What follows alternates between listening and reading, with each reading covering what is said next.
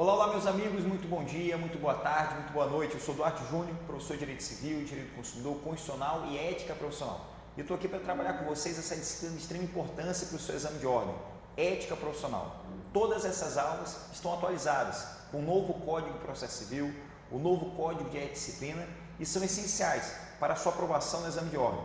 O exame de ordem que você sabe que é composto de 80 questões, a primeira fase, e grande parte delas está acerca da ética profissional, que é o maior custo-benefício, ou seja, é uma disciplina que tem um grande número de questões e tem um pequeno conteúdo, tem um menor conteúdo em comparação com outras disciplinas. Então vale a pena, nessa reta final, se dedicar ao estudo da ética profissional.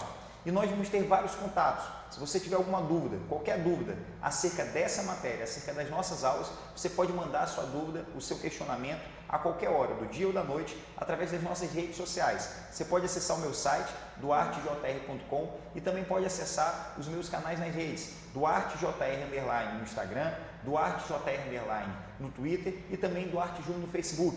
Lembre-se, não existe pergunta boba, tem um bobo que não pergunta, então é importante perguntar. E quando você perguntar, em razão do grande volume de mensagem, seja mais objetivo. Professor, eu sou seu aluno, estou com dúvida acerca desse assunto. Mande sua dúvida para que eu possa responder o mais rápido possível, no máximo até 24, 48 horas, eu vou lhe dar uma resposta para que você alcance o seu objetivo, que é a aprovação no exame de ordem, alcançar a tão sonhada vermelho no bolso. E esse primeiro bloco de aula, esse primeiro 30 minutos de aula, nós vamos falar sobre a atividade da advocacia, que é uma questão certa no seu exame de ordem. Nos últimos 10 exames, pelo menos por 8 vezes foi cobrado esse conteúdo. Então vamos lá, material na tela. Atividade da advocacia. A questão que vai sair no seu exame, ela vai ser relacionada a quais são as atividades privativas do advogado. Quais são aquelas atividades que tão somente o advogado pode fazer. As atividades privativas do advogado são elas: postulação em órgão do Poder Judiciário, atividade de consultoria, assessoria e direção jurídica, que são atividades que tão somente o advogado pode fazer. Atenção para a primeira pegadinha. De acordo com o artigo 1º do Estatuto da Advocacia da Ordem dos Advogados do Brasil, pode ser questionado se essa atividade privativa do advogado ela pode ser realizada em qualquer órgão do Poder Judiciário. Porque antes, assim era o texto da lei, postulação em qualquer órgão do Poder Judiciário. Então, muita atenção para essa questão, porque a postulação em qualquer órgão do Poder Judiciário não é mais atividade privativa do advogado. Houve uma DIN que retirou a palavra qualquer. Então, se na questão da sua prova tiver a palavra qualquer, postulação em qualquer órgão do Poder Judiciário, essa afirmativa é falsa, não condiz com a verdade. Agora, verdadeiro é afirmar que postulação em órgão do Poder Judiciário é atividade privativa do advogado. É uma atividade que tão somente o advogado é aquele que é inscrito no OAB, bem como assessoria, consultoria e direção jurídicas. São atividades que tão somente o advogado pode fazer. Assessor jurídico, consultor jurídico, diretor jurídico, são atividades privativas do advogado. Por exemplo, um certo caso que já caiu no exame de ordem era o caso onde determinado empresário, determinada empresa, queria colocar como diretor jurídico desta empresa um cidadão formado em contabilidade. Nada contra esse cidadão, nada contra o exercício dessa profissão, mas para ser diretor jurídico tem que ser advogado, tem que ser inscrito nos quadros da Ordem dos Advogados do Brasil. Duarte, eu me inscrevi no exame de ordem, já sou advogado? Não. Duarte, eu sou bacharel em Direito, já me formei, estou com o meu diploma, eu já sou advogado? Não. Advogado é aquele que tem inscrição no exame de ordem. E atenção para outro caso, um caso aí que é bem recorrente. O cidadão não passa no exame de ordem, ele é bacharel em Direito e ele se diz consultor jurídico. Correto? Falso. Está errado. Para ser consultor jurídico, para ser diretor jurídico, para ser assessor jurídico, tem que ser advogado. Então, muita atenção para essa questão. E aí tem uma questão também que pode cair no seu exame que envolve estagiário. Tem gente que diz por aí que estagiário não é gente, né, pessoal? Mas claro que é. E tem a dignidade da pessoa humana, claro, está lá previsto no artigo 1º da Constituição Federal. Mas envolvendo estagiário pode cair a seguinte questão: será que o estagiário ele pode praticar esses atos privativos do advogado? O que você acha? Atenção para o material na tela. Diz o seguinte: o estagiário ele pode praticar os atos previstos no artigo 1º do Estatuto da Advocacia da Ordem dos Advogados do Brasil, em conjunto com o advogado, sob sua orientação, supervisão e responsabilidade. Atenção para o detalhe, meus amigos, o estagiário pode praticar desde que seja em conjunto com o advogado. Por exemplo, não sei se vocês já viram, acredito que sim, aquela petição muito bem elaborada, às vezes na sua integralidade, na sua totalidade, foi feito até por um estagiário, um competente estagiário, mas na hora de protocolar aquela petição, tem que ter a assinatura do advogado. O advogado assina e abaixo o estagiário que fez a peça, ele assina também. Ou seja, o estagiário ele vai poder praticar os atos privativos do advogado, mas desde que em conjunto, desde que supervisionado por um advogado. E aí tem uma pergunta que ela é extremamente cabulosa, uma pergunta que se você não estudar, se você não tiver atenção, pode ser que você erre essa questão. E essa questão está relacionada com o artigo 29 do regulamento. Vou até colocar aqui no quadro. Atenção para cá. Artigo 29 do regulamento. O que diz o artigo 29 do regulamento? O artigo 29 do regulamento, ele traz casos onde o estagiário vai poder praticar isoladamente. Vai poder praticar sozinho. Meus amigos, atenção para essa afirmação. Atenção para essa do DICA. O que vem a ser do DICA? O Gibran está aqui nos acompanhando, Danilo também. Estão assustados, o que é do DICA? Muita gente se pergunta, do DICA, o que é do DICA? É algo que deve ser chamado a atenção. Do DICA é a dica do Duarte, claro. Aparentemente infantil, você nesse momento pode estar rindo ou não está rindo, porque não está achando nada engraçado, está nervoso para a prova, mas calma, respira fundo, vai dar tudo certo. Quando eu falar do DICA, atenção, é uma observação. É a dica do Duarte, é algo que você deve prestar atenção, porque tem grande chance de cair na sua prova. Se cai uma questão na sua prova que diz assim, poderá o estagiário praticar um ato sozinho? Poderá o estagiário praticar um ato isoladamente? Acalma teu coração, porque existem casos onde o estagiário pode praticar sozinho, pode praticar isoladamente. E é claro, esses atos, eles são de responsabilidade do advogado. Quais seriam esses atos? Fazer carga dos autos, carga do processo. Por exemplo, praticar atos extrajudiciais, participação aí em procedimentos administrativos, atos extrajudiciais. Um outro caso, fazer petição de juntado. Fazer petição de juntado, o estagiário pode fazer sozinho, pode praticar isoladamente. Ou seja, fazer carga dos autos, fazer petição de juntado, praticar atos extrajudiciais, atos administrativos e pegar certidões em cartórios. Há quem diga, a má língua, né? Há quem diga que o estagiário é o office boy de luxo. Brincadeira boba, eu não acredito nisso. Estagiário é office boy de luxo. Essa lenda urbana é porque em alguns escritórios tem estagiário que só faz pegar processo, fazer carga de processo. Mas, pegando esse mau exemplo, pegando essa piada urbana, a gente pode levar uma informação para a nossa prova com mais facilidade. Com essa história de que estagiário é office boy de luxo, o que um office boy faz? Não vai pegar documento, trazer documento? Então, você já mata duas informações que estão no artigo 29. O estagiário ele pode fazer carga dos autos sozinho, ele pode pegar certidão em cartório sozinho, ele também pode praticar atos extrajudiciais, atos administrativos. Por exemplo, no PROCON. No PROCON tem as audiências administrativas, os procedimentos administrativos. O estagiário ele pode praticar esses atos sozinho. E por fim, petição de juntada. A petição de juntada, o estagiário pode fazer sozinho, pode fazer isoladamente. Então, atenção para a do DICA, atenção para a informação, material na tela. Do DICA, leitura do artigo 29 do regulamento. Leitura do artigo 29 do regulamento. Beleza? Nenhuma dúvida? Tá tranquilo? Qualquer dúvida sobre esses casos, você já sabe. Acessa lá as redes sociais, manda sua pergunta lá no Instagram, manda no Twitter, que eu vou responder rapidinho. Beleza? Não pode ficar com dúvida não, tá bom? Exceções.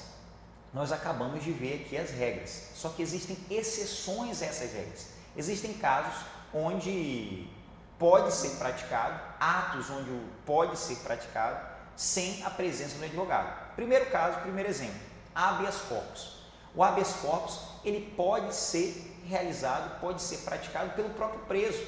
Inclusive, já chegaram habeas corpus no Superior Tribunal de Justiça, no STJ, que foram feitos pelo próprio preso num papel de pão, num papel higiênico. Aconteceu, gente, há mais ou menos 2 anos atrás aconteceu. Um preso lá no Ceará impetrou um habeas corpus num papel higiênico e o habeas corpus foi parar no STJ. O próprio preso pode fazer. Precisa ser advogado para impetrar um habeas corpus? Não, mas não confunda. Habeas corpus é uma coisa, não precisa de advogado. Agora, habeas data, sim. Habeas data precisa de inscrição, precisa de um advogado, ok? Então, primeiro caso, primeira sessão, a gente já entendeu, já compreendemos. Segundo caso, envolve a Justiça do Trabalho. Na Justiça do Trabalho, existe um princípio chamado jus postulante. Falando em Justiça do Trabalho, a gente está vivendo uma era extremamente complexa, né? Onde dar aula de direito constitucional tem se tornado cada dia mais complexo, mais difícil, porque agora, recentemente, nós tivemos um caso de intervenção militar no estado do Rio de Janeiro. É a primeira vez desde a Constituição de 88, desde a promulgação da Constituição Cidadã, Constituição de 88, em que há um caso aí de intervenção militar. E ainda assim, com a intervenção militar, ainda existem movimentações na Câmara Federal para, por exemplo, decidir sobre a reforma, né, a reforma trabalhista. Então, não deveria ser feito nada. A partir do momento que se suspende a intervenção militar para se decidir a reforma trabalhista no Congresso Nacional, significa dizer que essa intervenção não seria necessária. Então, é bem complexo o que estão fazendo com a Constituição lá em Brasília. Estão rasgando a Constituição a cada dia que passa. E é por isso que a cada dia que passa, mais eu me recordo daquela belíssima frase, daquele belíssimo pensamento de Martin Luther King: quando os bons se calam, os maus governam. Então, vocês que estão estudando direito, tenham raça, meus amigos. Vocês estão fazendo primeiro o mais um desafio, na verdade, da vida de vocês. Vocês estão agora concluindo o curso de Direito, vocês estão indo para o exame de ordem. Vocês vão passar no exame de ordem. E depois de vocês passarem no exame de ordem, vão vir outros desafios, outras metas que serão superadas. Basta olhar no passado. Um certo dia você fez um vestibular e queria um ensino superior. Você pensava que não ia dar certo e deu certo. Você já concluiu, você está concluindo o curso de Direito e vai para um outro desafio, que é a aprovação do exame de ordem. Depois vai vir concurso, vai vir um desafio de tentar montar o seu escritório. E como montar o seu escritório, como você passar no seu concurso, geralmente você vai passar por outros desafios. Então, siga a letra do nosso hino nacional, aquela belíssima letra de Joaquim Osório: verás que o filho teu não foge à luta. Então, se está tudo errado, apreenda mais, compreenda mais os seus direitos, os seus deveres e lute por um país melhor. Nós não podemos desistir do nosso país, nós não podemos desistir do nosso estado, nós não podemos desistir da nossa cidade, beleza? E você que está estudando direito, você que está seguindo pela carreira jurídica, você tem uma obrigação ainda maior, porque você compreende os seus direitos, compreende os seus deveres e você sabe que, de acordo com o artigo 1º, parágrafo 1 da Constituição Federal, o poder emana do povo e em prol do povo é que ele deve ser exercido, beleza? Mas voltando aqui para a nossa questão de ética profissional, não deixa, né, de ser uma questão ética que eu falei aqui para vocês, mas é a relação ética profissional que vai cair na nossa prova. Justiça do trabalho. Na Justiça do Trabalho existe um princípio chamado jus postulante. O que vem a ser esse princípio do jus postulante? Esse princípio, em razão do princípio do jus postulante, eu posso entrar com uma ação trabalhista, com uma reclamação trabalhista sem a presença do advogado. Por exemplo, você é empregado, você é obreiro, você pode entrar com uma reclamação trabalhista, uma ação trabalhista sem que você esteja acompanhado por um advogado. E esse jus postulante, ele alcança até os recursos que vão para o TRT. Então, em razão do jus postulante, eu não vou precisar de advogado para entrar com uma ação trabalhista, uma reclamação trabalhista, nem mesmo com um recurso para o TRT. Então, essa é uma exceção à regra. Agora, atenção para a exceção da exceção. Ação rescisória, ação cautelar, mandado de segurança e recurso para o TST, nesses casos, eu vou precisar de advogado. Então, percebam, qual é a regra? Postular em órgão do Poder Judiciário é atividade privativa do advogado. Qual é a exceção? Em razão do jus postulante, uma reclamação trabalhista, uma ação trabalhista e um recurso para o TRT, até os recursos para o TRT, eu não preciso mais de advogado. Agora, quando se tratar de ação rescisória, ação cautelar, mandado de segurança e recurso para o TST, nesses casos, sim, eu preciso de advogado. Aí você deve estar pensando: eu compreendo, entendi, mas eu estou um pouco confuso. Recurso para o TRT, recurso para o TST, me dê uma luz para que na hora da prova eu não tenha dúvida. Então, atenção para cá. Material na tela, observem só. Na hora da prova, coloca T, R, ó, tá falhando aqui, vai dar certo. 1, 2, 3 e, ó, viu, deu certo. TRT, é só falar PROCON, o negócio resolve, né? A gente consegue. TRT, coloca aqui também TST. Beleza, vocês estão vendo aí no quadro TRT, TST. Qual que eu não preciso de advogado? Qual que eu preciso de advogado? Gente, é só analisar as letras. TRT, eu recuso advogado. Eu não preciso de advogado. Recurso para o TRT, eu recuso advogado. Eu não vou precisar de advogado. Agora, recurso para o TST, nesses casos, sim, eu vou precisar de advogado. Então, muita atenção para esse método, muita atenção para essa informação que é essencial para a sua prova, porque é uma questão certa, é uma questão que eu acredito que vai cair na sua prova, então você deve estar preparado, você não pode de maneira alguma ter dúvidas quanto a isso, beleza? E sabe o que é legal de você estar assistindo nossa aula aqui pelo aplicativo, pelo site do Espaço Jurídico? Sabe o que é legal?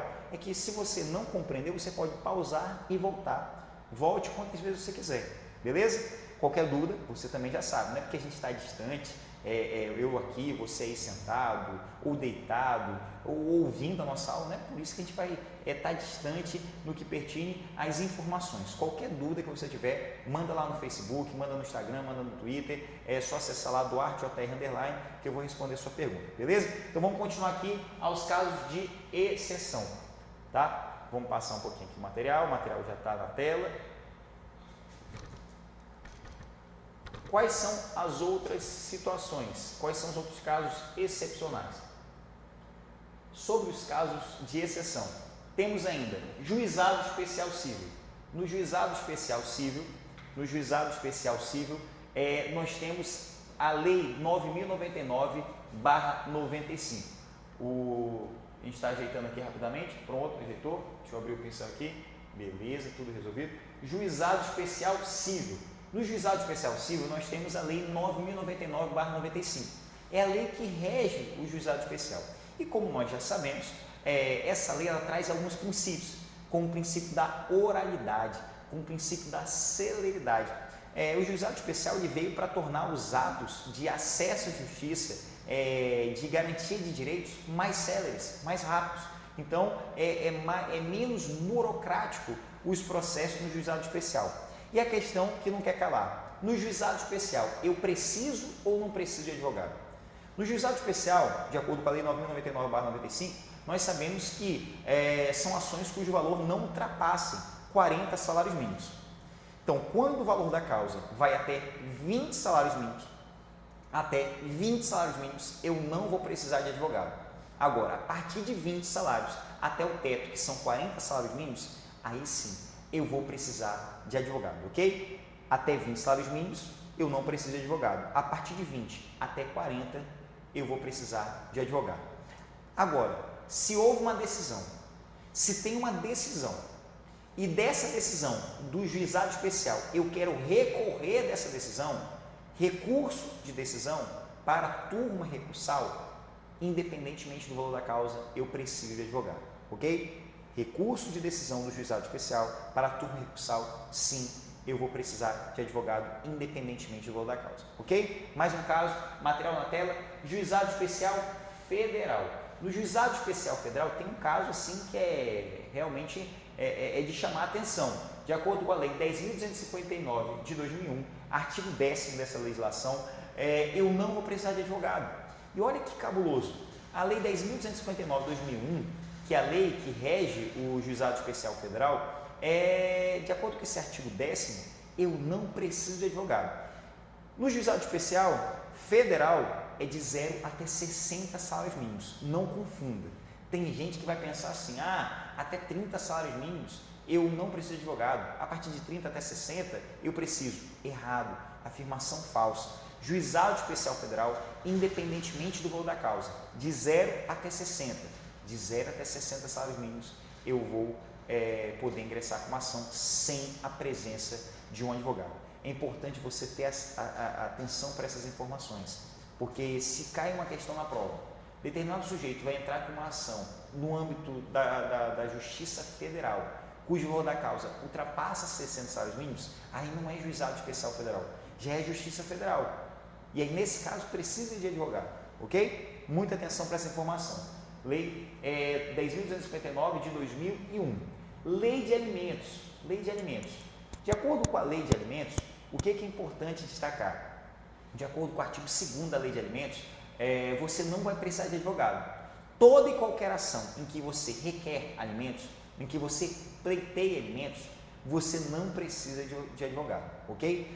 Duarte, eu vou entrar com uma ação, só que além da ação, além de pedir alimentos, eu quero também pleitear o meu divórcio, eu quero pleitear outros fatores. Aí, meus amigos, em razão desses outros pedidos, precisa de advogado. Agora, quando o pleito é de alimentos, não precisa de advogado, ok? Perfeito?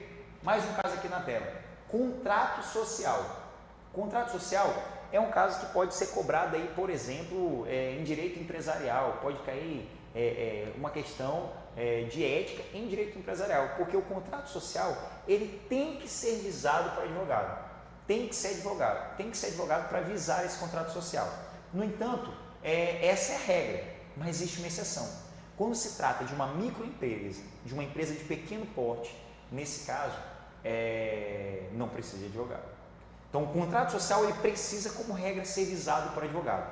Mas quando é microempresa, quando é empresa de pequeno porte, aí não precisa do visto de um advogado, ok? Tá claro, meus amigos, os casos de atividade da advocacia? Tá simples, perfeito, viram? Aí a gente já consegue matar pelo menos umas 2 questões de ética profissional. É importante que não tenha dúvida, ok? Vamos para mais um assunto. Publicidade da advocacia. Tem muita gente que questiona, publicidade, eu posso fazer publicidade da advocacia? Eu posso publicizar a minha atividade da advocacia? Sim, é possível. A publicidade na advocacia ela é permitida, mas atenção para 3 princípios basilares. A publicidade ela tem que ser moderada, discreta e visar a informação. Lembre-se dos 3 moderação, discrição e informação. Quando falar de publicidade da advocacia, ela vai poder ocorrer, mas tem que ser moderada, discreta e informacional. Deve ser moderada, discreta e visar a informação. Moderação, discrição e informação. Muita atenção para esses detalhes. Por exemplo, eu sou advogado, eu posso dar uma entrevista num programa de rádio? Eu posso dar uma entrevista num programa de televisão? Sim, de forma moderada. Eu vou lá para dar entrevista e alguém me pergunta, Duarte, eu advogado, hoje eu não sou advogado, hoje eu não exerço advocacia porque estou como presidente do PROCON Maranhão. Então, como presidente do PROCON, eu exerço um cargo incompatível com o exercício da advocacia. Mas digamos que eu seja advogado, que eu esteja exercendo a advocacia. No exercício da advocacia, a minha entrevista ela tem que ser moderada. Eu não posso estar todo dia no programa de televisão, não posso estar todo dia dando entrevista no programa de rádio. Participações pontuais. E quando lá eu for, eu não posso, por exemplo, responder assim. Alguém pergunta, eu comprei um produto pela internet, posso me arrepender? Aí eu vou responder. De acordo com o artigo 49 da Lei 8.078, de 11 de setembro de 1990, eu posso me arrepender sem justo motivo no prazo de 7 dias. Quando a compra for pela internet, por telefone ou venda via catálogo, venda a domicílio, por exemplo. Salvo esses casos, eu não vou poder me arrepender. Essa informação que tem que ser dada. Veja, de forma moderada, discreta e informacional. É óbvio que aquelas pessoas que estão nos assistindo, elas vão olhar para esse cidadão, para esse advogado da entrevista, ele vai ser uma referência naquele assunto. Ele vai passar a ser uma referência naquele assunto. Mas o que o Estatuto veda, o que o Código de Ética e Disciplina veda, o novo Código de Ética e Disciplina veda, proíbe quando o advogado ele faz autopromoção. Por exemplo, ele responde a pergunta e diz, se você estiver passando por esse caso, se você estiver passando por esse problema, entre em contato comigo no telefone que está no seu vídeo. Fulano de tal, advogados associados, na avenida tal, bairro tal, CEP tal, telefone tal. Pode fazer isso? Não. Porque ele não está avisando a informação. Ele não está sendo moderado, ele não está sendo discreto. Isso não pode. Muita atenção para esse detalhe. Duarte, rede social, eu aposto que deve cair alguma questão sobre publicidade envolvendo rede social. Eu posso usar redes sociais? Pode. O que eu devo fazer nas redes sociais? Eu posso colocar, por exemplo, dicas sobre questões relacionadas à atividade que eu exerço, eu advogo em direito do consumidor, advogo em direito trabalhista, eu posso dar dicas, fazer comentários? Pode fazer. O que você não pode fazer é chamar o cliente para você, é chamar aquele cliente para que, se você estiver passando por essa situação, entre em contato comigo. Isso não pode, porque já não é mais moderado, já não é mais discreto, ele já não está visando mais a informação. Outra questão que não pode ser feito, a questão de impulsionamentos. Tem advogado que patrocina causas e coloca lá: eu entrei com uma ação em face de fulano de tal, eu entrei com uma ação em face de empresa tal, e ele impulsiona, ele patrocina. 2 erros. Tem até uma mosca aqui no estúdio que está tremendamente interessada nos nossos assuntos. Essa mosca ela vai passar, é porque ela vem só para o meu ouvido. Por exemplo, ela acabou de me perguntar aqui, se ela pode, por exemplo, colocar no seu Facebook causas que ela trabalhou. Claro que não, por isso que é uma mosca, para pensar só com uma cabeça de mosca para colocar um negócio desse. Não pode. Se você trabalhou numa ação, por exemplo, a advogada mosca entrou com uma ação em face da empresa X e ela coloca lá no Facebook: estou atuando na causa tal. Ela não pode comentar casos em que ela trabalhou, ela não pode divulgar lista de clientes, por exemplo, botar no site a lista de clientes dela, ela não pode fazer isso, e muito menos impulsionar essas informações, porque deixa de ser moderado, discreto e informacional. Beleza? Placas de escritório. Pode ter? Sim, pode ter uma placa, mas não é um luminoso, não é aquela coisa que chame muita atenção. Uma placa discreta pode ter aí na frente do seu escritório, ok? Atenção para a publicidade da advocacia, recomendo que vocês façam leitura dos artigos pertinentes à publicidade da advocacia que estão aí no Código de Ética e Disciplina. Uma última informação interessante: estagiário, ele pode participar da publicidade da advocacia? Não. Vedado ao estagiário figurar em publicidade de escritório de advocacia e figurar como contratado. Então, muita atenção para as questões relacionadas à publicidade. Rapidamente, eu posso colocar um outdoor sobre o meu escritório? Claro que não. Eu posso fazer panfletos e sair distribuindo aí nas praças, nos retornos? Claro que não. Mas eu posso fazer um comunicado, um panfleto e deixar na mesa da recepção do meu escritório? Pode. Eu posso fazer um material, uma apostila, por exemplo, sou especialista em direito ambiental, eu faço uma apostila sobre direito ambiental. Eu posso fazer? Pode. Mas você deve deixar no seu site, você deve deixar no seu escritório, e tão somente quem pedir a você, quem solicitar a você, você vai entregar. Você não pode sair distribuindo essas apostilas, você não pode sair distribuindo esses panfletos, essas cartilhas, ok? Muita atenção para essa informação, beleza? Vamos dar um pequeno intervalo e daqui a pouco a gente volta com o segundo bloco de aula acerca de mandato. Mais um tema que com certeza pode cair na sua prova. Um forte abraço e até daqui a pouco.